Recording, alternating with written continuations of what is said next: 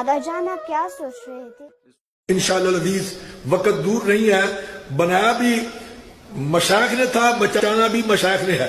میں نے سب سے پہلے جیسے ہی یہ جنگ شروع ہوئی اسی وقت میں نے اعلان کر دیا کہ ہمارے مرید جہاں جہاں ہیں وہ فوراً افواج پاکستان کے ساتھ اظہار یکجہتی کے لیے ریلیاں بھی نکالیں، پروگرام بھی کریں، اور اپنے اپنے جو ان کے خون کے سیمپلز ہیں وہ بھی ٹیسٹ کروا کے رکھیں۔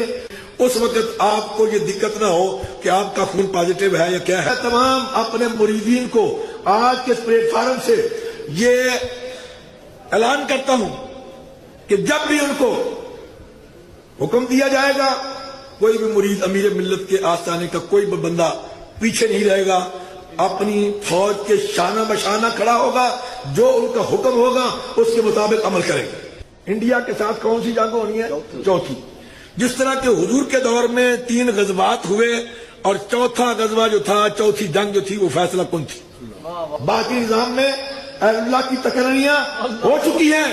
حضرت خواجہ معین الدین چشتی اجمیری، حضرت داتا گنج بخش علی اجمیری اور دیگر کی تقرریاں ہو چکی ہیں۔ یہ بہت سے لوگ بک بک کرتے ہیں، افواج پاکستان کو بھونکتے ہیں اور کہتے ہیں کہ یہ ہمارا بجٹ کھا جاتے ہیں۔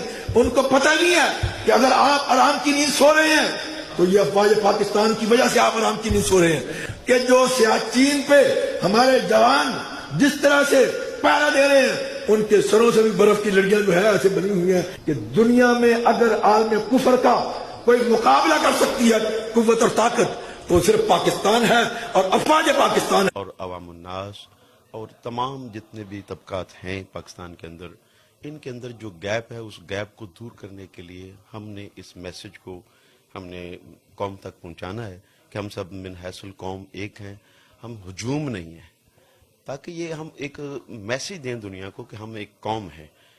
جب انسان قوم بنتا ہے تو جب ہم قوم تھے تو ہم نے پاکستان بنا لیا تھا، آج بھی اگر ہم قوم بن گئے تو پاکستان بچا لیں گے انشاءاللہ تعالی۔